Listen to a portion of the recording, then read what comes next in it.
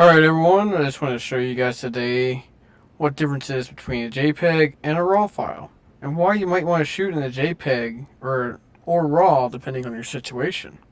So I had the same kind of discussion when I first started shooting photography, and I basically just did JPEG basically all the time, and I did JPEG and RAW actually, but I never saw the point of having a RAW file until I started doing high dynamic shots, such as this one that I'm showing here. I was kind of show you guys, I did overexpose this image intentionally.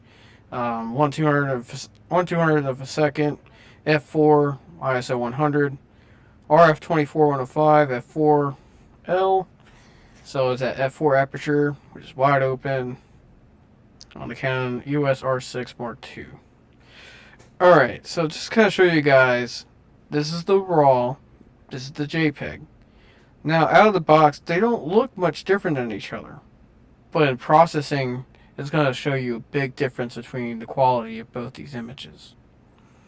So start out with, let's go ahead and just, first let's decrease the highlights, -70. We're going to do this on both images, -70. Now, what do you notice the difference between the JPEG and the RAW? So the RAW file, you can already see the blue sky coming back. You can see the telephone pole in the background. You're able to recover most of the sky already just by that one adjustment. You can't even see the telephone pole in the JPEG. I don't know why I didn't save. Alright, -70. You can't even see the telephone pole in the JPEG versus the RAW. Let's go ahead down here, and one of my favorite functions here is the dehaze function. So let's go ahead and do 70. Normally, I don't just do the whole image. I'll just do a mask on the sky and do the sky by itself. But let's go ahead and dehaze the sky some more. You can see there's quite a big difference between the JPEG here and the RAW. So the RAW here, you can see I was able to recover the background that was blown out initially.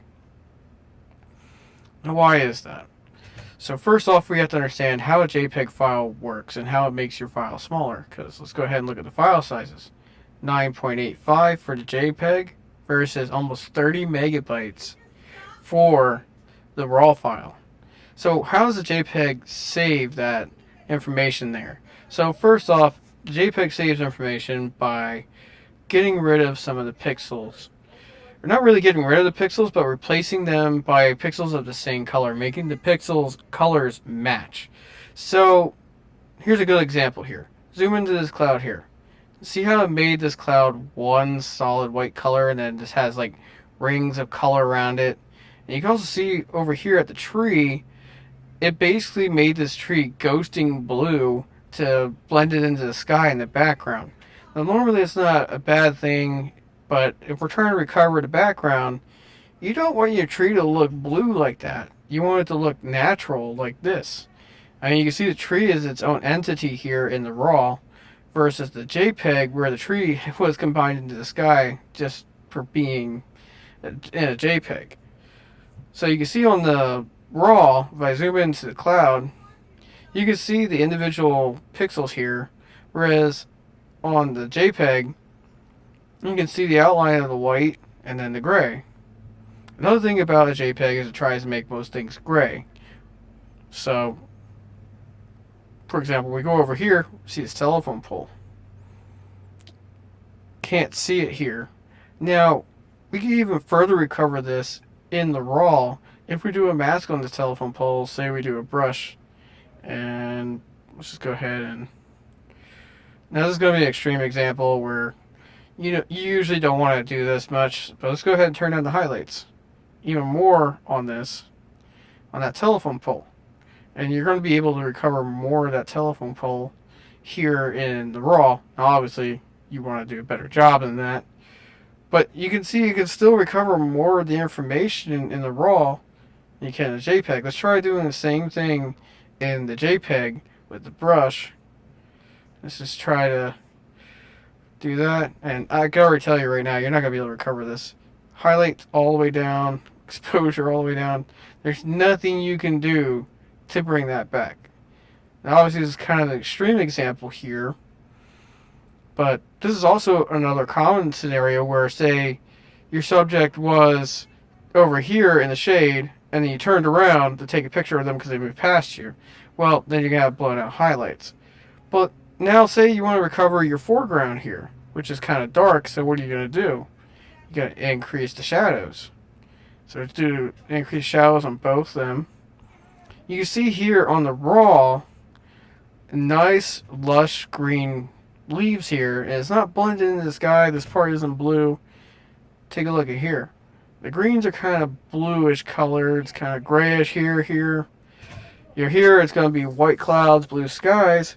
We can further increase the color by increasing your vibrance and your saturation.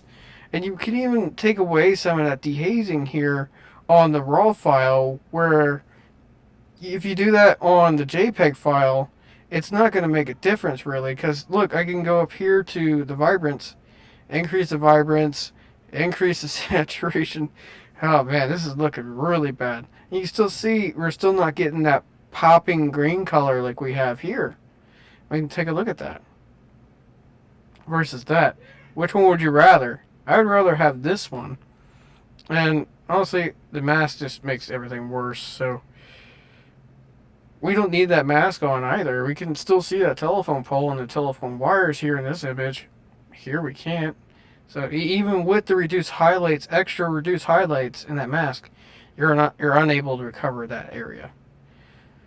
So that's one example of why the JPEG is even worse. If you look up here, even zoomed out, you see those bands of color across the sky. That's the JPEG making all that area one color, basically lines of color across the sky.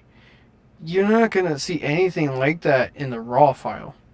That's one example of why you don't want to do raw versus JPEG. Now, when would you want to do a JPEG over a raw? Well, when the color is right, or when the lighting is right, and you have your exposure set properly, this is what your JPEG file can look like. Basically right here, this is the stock JPEG file, unedited. This is the stock RAW file.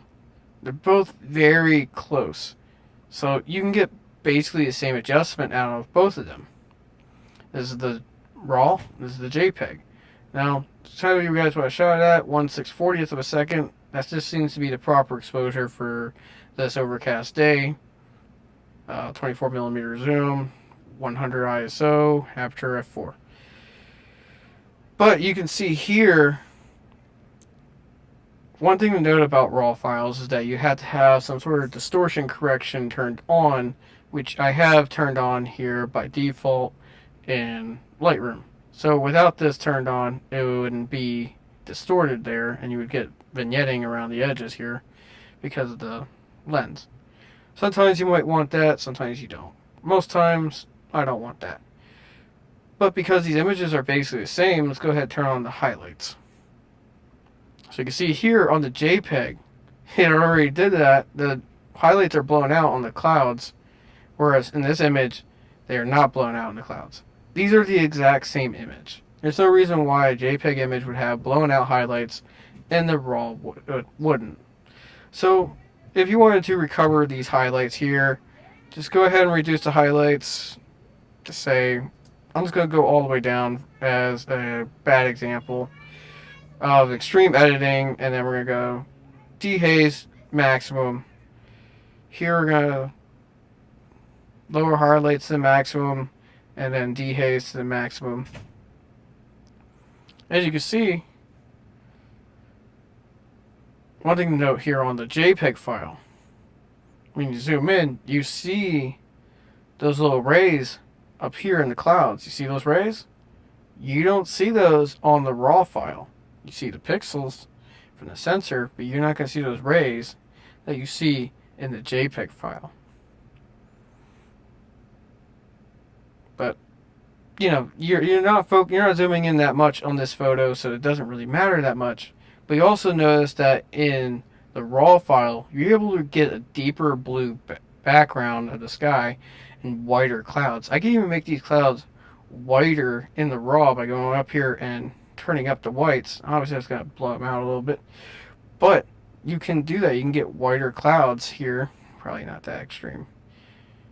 Go ahead, turn that on. You want it to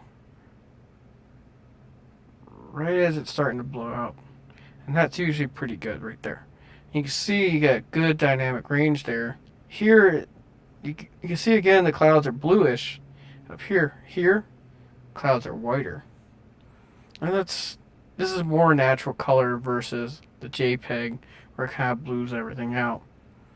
But again, if you're just taking a landscape photo like this, you're not going to be adjusting to those extremes. You're going to be adjusting like that and maybe a little bit of dehaze. And you're probably going to throw in some saturation like so, or vibrance. That way you get nice lush green background. And most people like this, the way that this looks, this JPEG here with very minimal editing.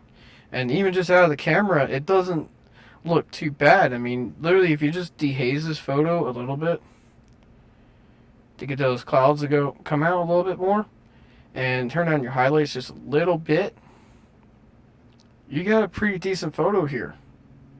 Even before you add some vibrance or saturation. Now, you can obviously do that stuff in camera too, but just doing those quick settings there, you can get a pretty good JPEG with very minimal editing, but you're not going to get as much dynamic range as you would on the raw file like you see here. But I think that's all I have for you today. Thanks for watching.